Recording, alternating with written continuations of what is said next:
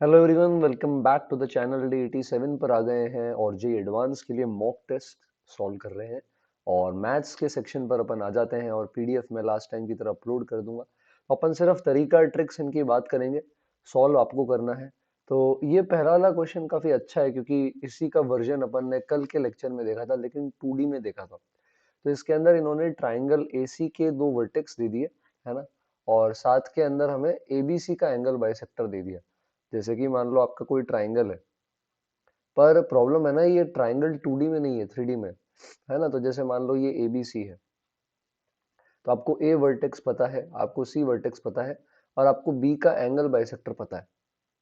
तो अब आप जैसे 2D में इमेज लेते हो, वैसे आपको 3D में लाइन में भी इमेज लेना आता है। लाइन में कैसे लेते हो, आप इसको इक्वल टू लैम्डा करते हो, फिर यहाँ पर कोई पॉइंट मानते हो। अब मान लो ए से इमेज ले रहे हो, तो ए सी वेक्टर का लाइन के डीआर के साथ का डॉट जीरो कर देते हैं, तो लैम्डा आ जाता है, फुट आ जाता है। एक बार फुट आता है तो फिर मिड पॉइंट से इमेज निकाल लेते हैं। ये क्यों बोल रहे हैं, क्योंकि हमने कल पढ़ा था कि एंगल बाइसेक्टर में इमेज लेते हैं अगर, तो वो सामने वाली साइड पे लाई करता है। तो एक बार ए की इमेज ले लेंगे, एक बार सी की इमेज ले लेंगे, तो ए बी पर और बी सी पर एक एक पॉइंट मिल जाएगा। क्योंकि ए ऑलरेडी पता है, सी ऑलरेडी पता है, तो ए प्लस लैम्डा बी से अब आप इन दोनों साइड्स की इक्वेशन निकाल सकते हो, और उनका इंटरसेक्शन पॉइंट 3D में बी दे देगा। तो 2D के कंसेप्ट उठाकर 3D का सवाल बनाया जा सकता है, ये इंपॉर्टेंट है। ठीक है, नेक्स्ट वाले पर आते हैं। ये 2D का सवाल है और बहुत ही इंटरेस्टिंग सवाल है। अब डायरेक्टली अगर इसकी मिनिमम वैल्यू देखना चाहोगे तो कंफ्यूजन होगा कि यार क्या हो रहा है। बट अगर अपन डिस्टेंस फॉर्मूला से सोचे तो मजा आएगा। ये एक्चुअली, अगर अपन कोई पॉइंट ले लें अल्फा कोमा अल्फा, तो ये अल्फा कोमा अल्फा का डिस्टेंस है 0, -1 से। इसी तरह अगर ये पॉइंट देखोगे तो ये अल्फा कोमा अल्फा का डिस्टेंस है 1, 2 से। अब बेटा ये दोनों डिस्टेंस जो आ रहे हैं ये उनका सम है। तो अल्फा कोमा अल्फा का इन दोनों से सम है। अल्फा कोमा अल्फा किस पे लाई करता है, जरा सोचिए आप एक बार। अल्फा कोमा अल्फा दुनिया की सबसे simple line, third simple line, x axis y axis के बाद वाई बराबर एक्स के ऊपर लाई करता है। और अगर आप चेक करेंगे 0, -1 इसमें पुट करके और 1, 2 पुट करके, तो ये ऑपोजिट साइड है। मतलब दो पॉइंट्स मान लेते हैं पी और क्यू, ये ऑपोजिट साइड है। अब बोल रहा है आर इस पे कोई पॉइंट लीजिए अल्फा कोमा अल्फा, ताकि जो डिस्टेंस आ रहा है पी आर का और क्यू आर का, ये डिस्टेंस आपका मिनिमम आए। अब ट्राइंगल इनइक्वालिटी से आप जानते हैं कि P R plus Q R, ये वाला जो डिस्टेंस का सम होता है, ये सम ऑलवेज थर्ड साइड से बड़ा होता है। तो हमें मिनिमम से मिनिमम चाहिए। तो अगर हम ट्राइंगल ही ना बनाए तो ये ग्रेटर देन की जगह इक्वल टू हो जाएगा। कि मैंने अगर ये लाइन पी क्यू ले ली, कोलिनियर ले लिया तीनों पॉइंट, तो अब P R plus Q R जो सम आ रहा है इन दोनों का, ये पी क्यू के ही बराबर आ जाएगा, है ना। यहाँ पे पी क्यू लिखना, तो इस केस में पी क्यू के ही बराबर आ जाएगा। बाकी सब केस में ये सम पी क्यू से बड़ा आएगा और हमें तो मिनिमम चाहिए। तो मिनिमम डिस्टेंस पी क्यू हो जाएगी, जो आप डिस्टेंस फॉर्मूला से अब यहाँ पर कैलकुलेट कर सकते हैं। √10 आ जाएगा, लैम्डा √10 हो जाएगा, और पी कोऑर्डिनेट 5, 0। तो अब आपको सरकम सेंटर पता है 5, 0। आपको ट्राइंगल की साइड्स पता है। अब आप बाकी चीजें निकाल सकते हैं। कैसे निकाल सकते हैं, अगर सरकम सेंटर और साइड्स पता है तो। साइड्स पता है, सरकम सेंटर पता है, तो आप यहाँ से फुट ऑफ परपेंडिकुलर गिराएंगे, तो ये मिड पॉइंट पे लाई करेगा। परपेंडिकुलर बाइसेक्टर जाता है ना सरकम सेंटर से, और ये आपको मिड पॉइंट मिल जाएगा सामने वाली साइड का। दोनों पे गिरा देंगे, जिनकी इक्वेशन पता है, तो दोनों साइड का मिड पॉइंट आ जाएगा। और ये वर्टेक्स पता है, तो मिड पॉइंट फॉर्मूला से बाकी दोनों वर्टेक्स आ जाएंगे। तो इसलिए यहाँ पर ये भी चीज ध्यान रखें कि सरकम सेंटर से अगर फुट ऑफ परपेंडिकुलर गिराएं किसी भी साइड पे, तो हमें उसका मिड पॉइंट जो है वो मिल जाता है। ठीक है, तो बहुत ही प्यारे कंसेप्ट है इस पेपर के अंदर। नेक्स्ट जैसे ये है, तो ये डिफरेंशियल इक्वेशन है। अब इसको अपन एग्जैक्ट बना सकते हैं। एग्जैक्ट कैसे दिख रहा है, कैसे हिंट मिला सर आपको, देखो y की पावर 4 + 1 dx के साथ है, और इसका डिफरेंशिएशन 4y³ ये रहा। तो इसका डिफरेंशिएशन यहाँ बनाने की कोशिश करते हैं, और e की पावर x का यहाँ कोई काम नहीं है dy के साथ। तो दोनों तरफ आप e की पावर x से मल्टीप्लाई कर दो, तो ये बन जाएगा बेटा e की पावर x, y की पावर 4 + 1 dx, प्लस में 4y³ e की पावर x dy, और इक्वल टू में आ जाएगा e की पावर 2y, और साथ में dy तो है ऑफ कोर्स। तो अब यहाँ पर देखो इसका डिफरेंशिएशन ये रहा, और e की पावर x का ये रहा, e की पावर x dx। तो मतलब इंटीग्रेट करें तो लेफ्ट साइड आ जाएगा e की पावर x, y की पावर 4 + 1, और राइट साइड आ जाएगा e की पावर 2y प्लस सी। ओरिजिन से जा रहा है तो 0 0 रखोगे तो आई थिंक c चला जाएगा। तो ये आपका कर्व आ गया। अब आप लिमिट है ना कितने पॉइंट पे मिल रहा है ये सब अब आप बाद में निकाल सकते हैं। ये भी इंटरेस्टिंग था, एग्जैक्ट है। बाकी ऑप्शंस भी आप लगाए हैं ना, मैंने सिर्फ कर्व बना के छोड़ा है ना। डिटेल में दिक्कत आएगी तो सॉल्यूशंस देखना। कल वाले का मैंने सॉल्यूशन जो था वो वीडियो के ही डिस्क्रिप्शन में शाम को अपडेट कर दिया था। आज भी मैं ऐसा ही करूंगा, जो इसका सॉल्यूशन होगा वो मैं शाम को डिस्क्रिप्शन में अपडेट कर दूंगा। और टेस्ट की पीडीएफ भी मैं अपलोड करूंगा तो डिस्क्रिप्शन में आपको मिल जाएगी, ठीक है। कुछ बच्चे कह रहे थे पुराने पीडीएफ नहीं है, पुराने पीडीएफ भी डाल दूंगा। अभी एडवांस आ रहा है तो थोड़ा सा टाइम मुश्किल से निकल रहा है, बट वो भी मैं अपडेट कर दूंगा, ठीक है। तो अब इस मैट्रिक्स पर आ जाओ। तो डिटर्मिनेंट निकालने के लिए प्रॉपर्टी, अब देखो एडजॉइंट एम का डिटर्मिनेंट होता है डिटर्मिनेंट एम की पावर n-1। 4 बार एडजॉइंट आ जाएगा तो डिटर्मिनेंट एम की पावर n-1 भी 4 बार आएगा, पावर 4 हो जाएगी। और n3 है तो 2 की पावर 4, 3 - 1 2 होता है, 2 की पावर 4 यानी कि डिटर्मिनेंट एम की पावर 16 आ जाएगा। डिटर्मिनेंट एम निकालने का मैं हिंट दे देता हूँ। आप ऐड कर दो r1 में r3 तो x plus y plus z ये बाहर आ जाएगा और अंदर बचेगा 1 1 1 x square y square z square y plus z x plus z और एक्स प्लस वाई, ऐसा। तो अब ये बहुत ही आसान काम हो गया। 1 1 है तो आप दो जगह सब्ट्रैक्शन करोगे, 0 0 आएगा। जब आप सब्ट्रैक्शन करेंगे, जैसे इनका सब्ट्रैक्शन करा तो x माइनस वाई का फैक्टर बाहर आ जाएगा, इनका सब्ट्रैक्शन करा तो y माइनस जेड का बाहर आ जाएगा। और फिर लास्ट वाला करेंगे तो बड़ा ही सिंपल आ जाएगा, x minus y y minus z z minus x. अब जब बेटा आप पावर 16 लगाएंगे तो ये वाला पार्ट डिनोमिनेटर में इससे कट जाएगा। तो x plus y plus z की पावर जो 16 आ रही है आपके पास, ये वाली, ये इसके बराबर कर देंगे। 16 16 16 हटेगा, नेचुरल नंबर ही है तो पॉजिटिव वैल्यू आएगी। x plus y plus z ये बचेगा 2 स्क्वायर 3 5 यानी कि 60 के बराबर। तो नेचुरल नंबर्स हैं सारे के सारे, है ना। नेचुरल दे रखे, हाँ ऑप्शन में दे रखे हैं। अगर नेचुरल है तो ग्रेटर देन इक्वल टू 1 है तो 1 1 देके फिर ब्रैकेट लगाएंगे। अगर होल है ग्रेटर देन इक्वल टू 0 तो डायरेक्ट ब्रैकेट लगा सकते हैं। 60 चीजें बेगर्स में, 3 बेगर्स में n plus r minus one C r minus one, पर ये सारे डिस्टिंक्ट है। तो जो आइडेंटिकल वाले केस है, कोई भी दो आइडेंटिकल x बराबर y not equal to z, y बराबर z not equal to x, x बराबर z not equal to y, ये हटाएंगे। और x बराबर y बराबर z ये वाले भी हटाएंगे। तो इसमें से डायरेक्ट नहीं आएगा, डायरेक्ट वेगर से इतना ही आएगा। केसेस कौन से हटाने हैं वो अब आपको यहाँ पे सोचना पड़ेगा।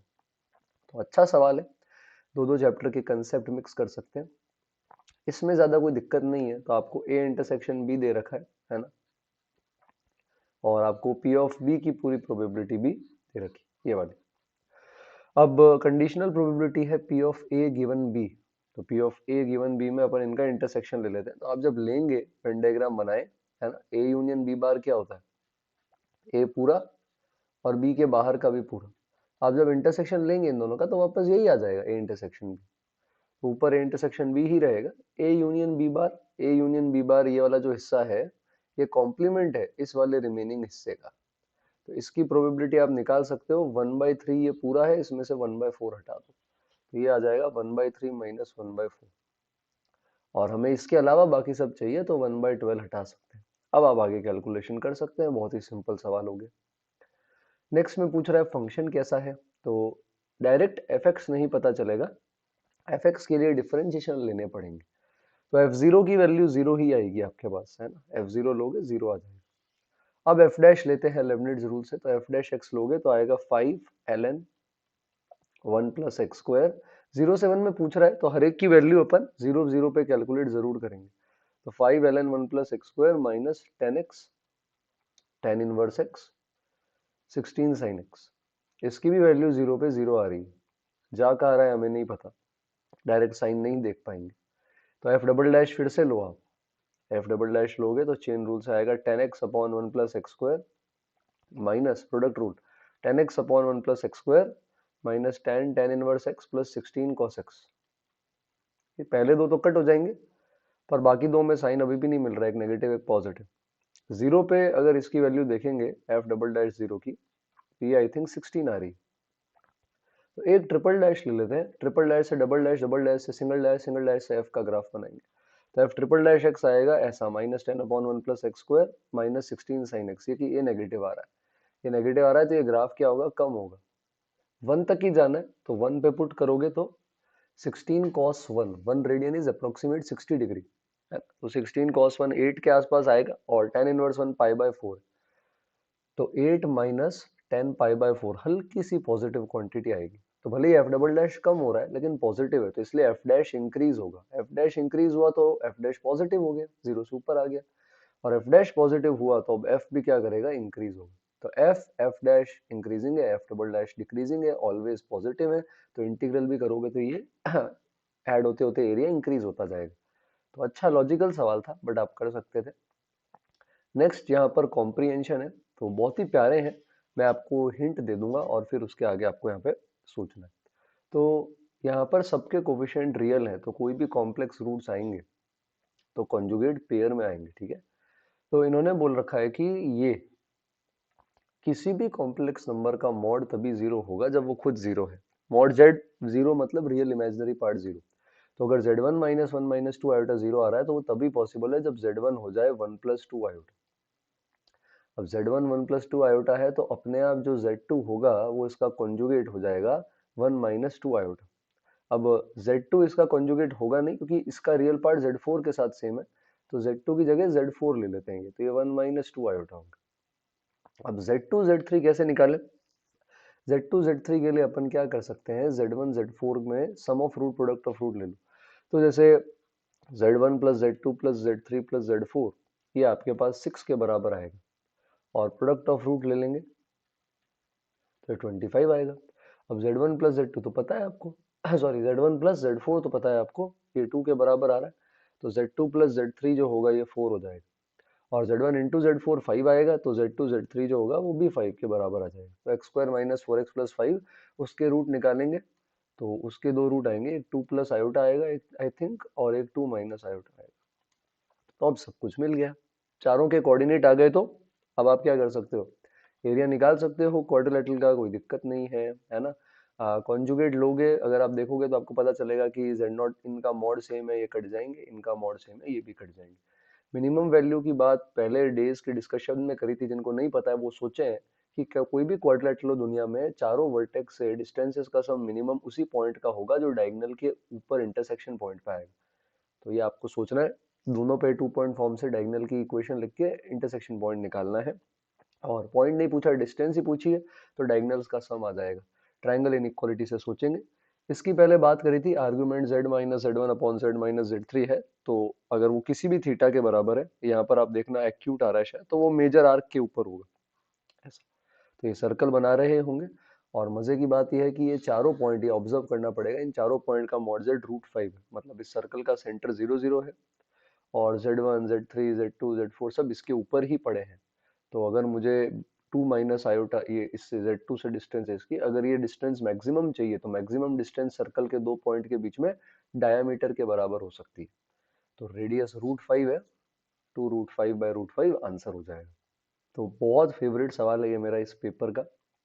नेक्स्ट पे आते हैं, इसमें प्रॉपर्टीज यूज करनी है, तो इसमें ज्यादा लोड नहीं है, सिंपल है। जैसे इसका सम पाई बाय 2 है, माइनस वन से वन में tan इनवर्स एक्स जो होगा वो माइनस पाई बाय 4 से पाई बाय 4 के बीच में होगा। तो आप देखोगे कि मैक्सिमम मिनिमम दोनों वैल्यू 0 से 1 के बीच में है, थ्रू आउट 0 से 1 है, तो इंटीजर पार्ट 0, इंटीग्रेशन 0। इसका रूट एक ही होगा, 7 की पावर x को ले जाकर उधर डिवाइड कर देंगे तो कुछ ऐसा बन जाएगा, और डिफरेंशिएट करोगे तो ये डिक्रीजिंग फंक्शन आएगा।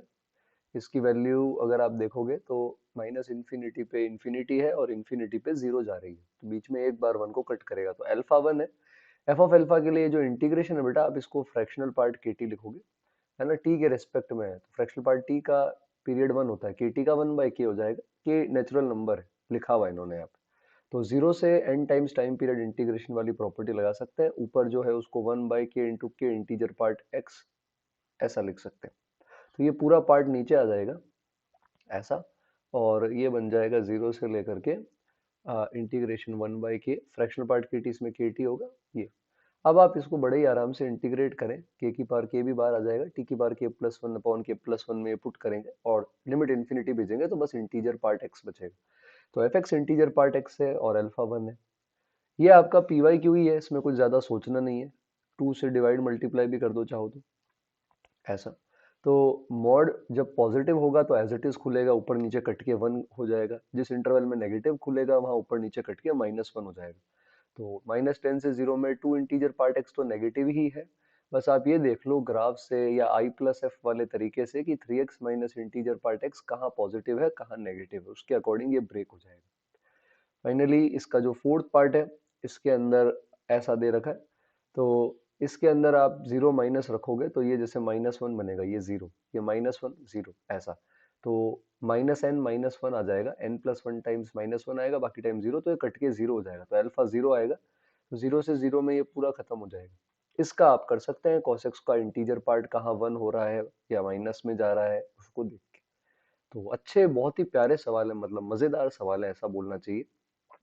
नाइन्थ वाले के अंदर कैसे करना है ये मैं बता देता हूँ। तो अगर टेंजेंट किसी रोटेटेड प्रॉपर्टी पर बेस्ड है, थोड़े दिन पहले मैंने अपलोड भी करी थी यूट्यूब शॉर्ट्स में कुछ प्रॉपर्टी, आप चैनल पे जाकर देख सकते हैं। सब्सक्राइब नहीं है तो प्लीज सब्सक्राइब करें, क्योंकि अगले 10 दिन आपके एग्जाम तक जो पेपर्स आने वाले हैं, अगर हो सकता है दिन के आपको 15-20 मिक्स्ड क्वेश्चंस लगाने को मिल जाए, है ना, और बाद में सोल्यूशन से सीखने को भी मिल जाए, तो आई थिंक उसमें क्या बुराई है ना।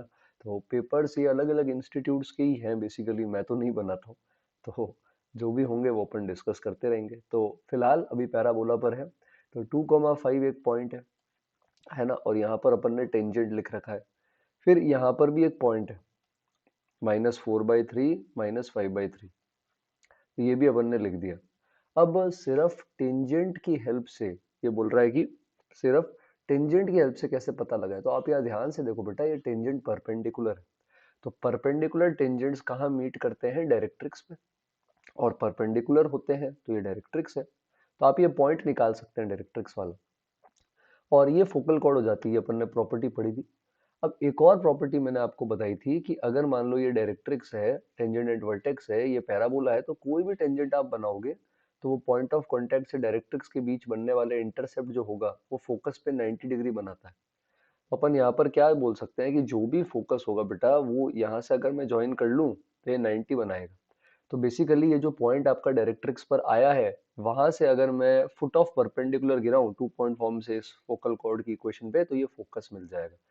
तो फोकस निकालने के लिए इनके पॉइंट ऑफ इंटरसेक्शन से इस फोकल कॉर्ड पे foot of contact, point of contact, foot of perpendicular गिरा देंगे। नेक्स्ट प्रॉपर्टी जो मैंने आपको बताई थी, फोकस आ गया। अब डायरेक्ट्रिक्स के लिए क्या करोगे, दोनों टेंजेंट में किसी एक में इमेज ले लो, एक पॉइंट तो पता ही है। अगर किसी टेंजेंट में इमेज लेते हैं फोकस की तो डायरेक्ट्रिक्स पे लाई करती है। तो इसलिए अब आप इमेज ले लो फोकस की किसी भी एक टेंजेंट में, एक पॉइंट ये रहा, एक पॉइंट पहले से पता है, डायरेक्ट्रिक्स आ जाएगी। डायरेक्ट्रिक्स आ गई, फोकस पता है, तो अब आप कुछ भी निकाल सकते हो। तो ये बहुत ही लॉजिकल और अच्छा सवाल था। और नेक्स्ट वाला आपके पीवाई के ऊपर ही बेस्ड है, तो मैं आपको आइडिया दे देता हूँ, आपने पीवाई क्यू लगाए तो हो जाएगा। एक वो क्वेश्चन आया था आपका, P transpose Q, P transpose की वैल्यू निकालो, है ना, ये वैसा ही है। देखो यहाँ पर पी ऑर्थोगोनल मैट्रिक्स बोल दिया, ऑर्थोगोनल मतलब पी ट्रांसपोज पी करोगे या पी इंटू पी ट्रांसपोज, ये दोनों आई आइडेंटिटी आता है। तो ये Q P A P T है, और यहाँ पे Q P B P T, S P B P T है। तो जब आप यहाँ क्यू को पी ए पी टी रखोगे, के times P A P T P A P T P A P T, तो सारे पी ट्रांसपोज पी लगातार आएंगे, वो सब आई बन जाएंगे, ऑर्थोगोनल है। तो सिर्फ ए बचेगा, मतलब आर बेसिकली ए की पावर के हो गया। और जब आप ए की पावर के निकालोगे, ए स्क्वायर ए क्यूब ए की पावर 4, तो आपको एपी से पैटर्न मिल जाएगा। सेम जो आपका टी है बेटा, ये बी की ये S S P B P T है, तो यहाँ रखेंगे तो ये टी जो होगा ये आपका हो जाएगा बी की पावर के, और यहाँ भी आपको पैटर्न मिल जाएगा एपी या जीपी के अंदर। तो आप एस और टी के अंदर ये चीज फॉलो करें और फिर वहां से देखें कि आपका क्या आंसर आ रहा है। तो अब आप पैटर्न बनाए, A square A cube B square B cube, वहां से मजा आएगा। तो बहुत बहुत सुंदर तरीके से क्वेश्चन बने हुए। अच्छा, ये स्टैटिस्टिक्स आ गया है। कोफिशिएंट ऑफ वेरिएशन जिनको नहीं पता, standard deviation upon mean into 100, ये कोफिशिएंट ऑफ वेरिएशन होता है। तो मीन दे रखा है, यहाँ से सिग्मा निकालो, सिग्मा आ गया तो आपका वेरिएंस आ जाएगा, sigma 1 square sigma 2 square. Combined का डायरेक्ट फॉर्मूला होता है बहुत ही भयानक, तो कंबाइंड वेरिएंस अगर चाहिए, ये आपका n1 n2 है, ये आपका x1 बार x2 बार है मीन, और सिग्मा 1 स्क्वायर सिग्मा 2 स्क्वायर आप यहाँ से वेरिएंस निकाल सकते हो सिग्मा आने के बाद। तो ये फॉर्मूला होता है n1 sigma 1 square plus n2 sigma 2 square upon n1 plus n2, और प्लस में एक और टर्म आता है n1 n2 upon n1 plus n2 का होल स्क्वायर इनटू दोनों मीन के डिफरेंसेस का होल स्क्वायर। तो मेहनत करनी पड़ती है, पर अगर फॉर्मूला याद है और डायरेक्ट आ गया तो फ्री के मार्क्स है। लगा के कमेंट्स में बताओ मुझे क्या आप फर्स्ट सॉल्व कर पाए। सेकंड बहुत ही प्यारा सवाल है, इन्होंने एक सिंपल आइडिया को एक्सटेंड करके लेंदी बना दिया। ठीक है, तो इसके केस में क्या करेंगे अपन, पहले C3 का रेडियस निकालना बता देता हूँ, वहां से C4 आ जाएगा। C1 C2 के रेडियस पता है, अभी एक्सटर्नली टच करता है तो R को R1 प्लस R2 लिख सकते हैं।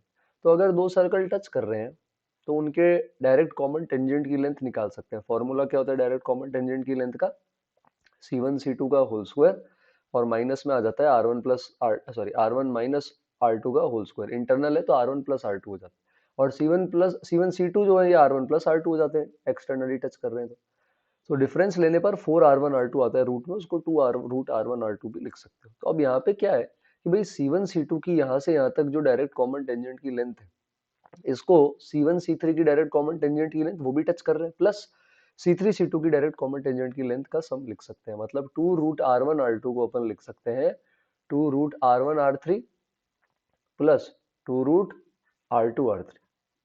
अब R1 और R2 ये आपको पता है क्वेश्चन में दे रखे हैं 360 के बराबर, तो यहाँ से आपका R3 का रेडियस आ जाएगा। एक बार R3 आ गया फिर आप यही चीज C1 और C3 के बीच में अप्लाई करके C4 का रेडियस निकाल सकते हैं। ठीक है, तो बहुत प्यारा सवाल है। थर्ड भी उतना ही प्यारा है। थर्ड के अंदर सिमेट्री का यूज किया गया है कि भाई जैसे यहाँ पर है तो जैसे किंग लगाते हो ना आप इंटीग्रेशन में, वैसे इसमें भी लगा सकते हो। तो इस n को 0 प्लस m माइनस एन से रिप्लेस कर दोगे सेम लिमिट्स के बीच में, तो n को m माइनस एन से रिप्लेस करोगे तब भी समेशन में फर्क नहीं पड़ेगा, m में से m माइनस एन हटाऊंगा m ही आ जाएगा। अब इन दोनों को ऐड कर दो, ये भी ऐसे ये भी ऐसे, तो 2s हो जाएगा। अच्छा ये दोनों सेम होते हैं बाइनोमियल में, हमें पता है, तो एम सी एन बन गया और ये बनेगा sine A cos B plus cos A sine B. तो sine of A plus B यानी साइन ऑफ आ जाएगा एम एक्स। अब एम वेरिएबल नहीं है एन है, तो साइन एम एक्स बाहर आ जाएगा, और एम सी एन का जो समेशन होगा, एम सी एन का समेशन क्या आ जाएगा, 2 की पावर m के बराबर। तो 2 की power m sine M x, ये 2s आ गया, 2 से डिवाइड कर देंगे तो s आ जाएगा। फिर आप m की जगह 8, x की जगह पाई/16 रख सकते हैं। आसान था। इसमें दोनों तरफ अगर अपन tan लगा के कैसे, मतलब tan inverse x minus tan inverse y, ये आ जाएगा पाई/2 माइनस tan इनवर्स 8, उसको cot इनवर्स 8 भी लिख सकते हो और tan इनवर्स 1/8 भी लिख सकते हो ऐसा। तो ये आ जाएगा आपके पास ऐसा। अब दोनों तरफ tan लगाएंगे तो x minus y upon 1 plus x y, ये 1/8 आएगा। तो आपको इसमें करना क्या है, आपको y को या x को दूसरे के टर्म्स में लिख देना है। जैसे यहाँ 8x माइनस 8y आ रहा है 1 प्लस एक्स वाई। अब आप जैसे यहाँ से सॉल्व करेंगे तो 8x minus 1 upon x plus 8, ये y आ जाएगा। तो x भी इंटीजर है y भी इंटीजर है, तो जितना डिवाइड हो रहा है उतना डिवाइड कर लो, 64 से ऐड सब्ट्रैक्ट कर लो, तो 8 माइनस 65 अपॉन एक्स प्लस 8, ये y आ जाएगा। तो अब 65 के लिमिटेड फैक्टर है 1, 5, 13, 65 और उनका नेगेटिव। तो x प्लस 8 देखेंगे उन सबके बराबर कब कब होगा, और उन सारी वैल्यूज से आपको y की वैल्यूज मिल जाएंगी। सारे सही हो जरूरी नहीं है क्योंकि दोनों तरफ tan लिया है, तो पुट करके चेक करना पड़ेगा। पुट करके चेक करने का ये मतलब है कि tan inverse x tan inverse y से बड़ा है क्या, बस इतना सा चेक कर लो, तभी डिफरेंस पॉजिटिव आ सकता है। जब नहीं होगा वो केस रिजेक्ट हो जाएगा। तो अब x प्लस 8 को 65 से डिवाइड करना है। फिफ्थ वाला आसान है, ये आप खुद से ट्राई कर सकते हैं। तो मॉड ऑफ इतने सारे हैं तो सारे शिफ्टेड वर्जन है, तो मॉड एक्स होगा, फिर मॉड एक्स प्लस, यहाँ पे बना लेते हैं एक्स थोड़ा नीचे।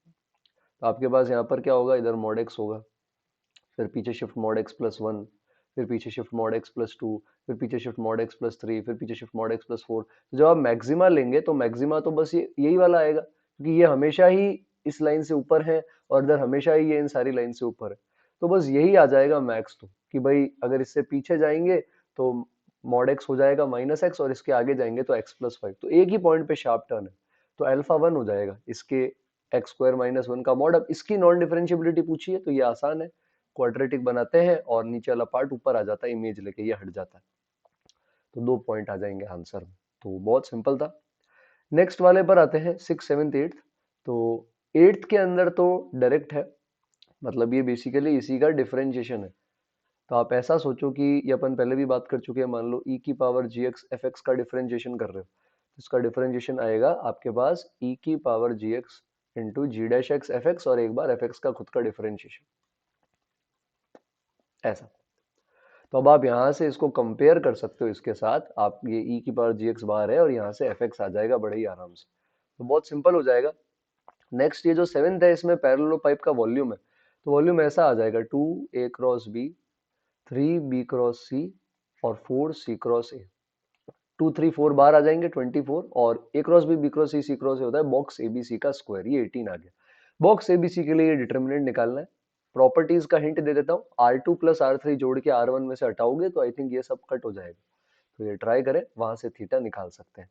ठीक है, सिक्स्थ अच्छा सवाल है, तो एक सवाल जरूर मैं आपके लिए होमवर्क में छोड़ के जा रहा हूँ, आप ट्राई करें और मुझे कमेंट्स में बताएं। अगर होमवर्क हो जाए तो शाम तक सॉल्यूशन आ जाएंगे आपके पास, तो अच्छे से सॉल्व करें और सब्सक्राइब जरूर करें। आपके फ्रेंड्स के साथ शेयर कर सकते हैं, लाइक कर सकते हैं, 50 लाइक्स के लिए एम करते हैं। कमेंट में बताएं मजा आ रहा हो अगर मॉक्स में, तो कल मिलेंगे एक और पेपर के साथ। पढ़ाई करते रहे। Thank you everyone.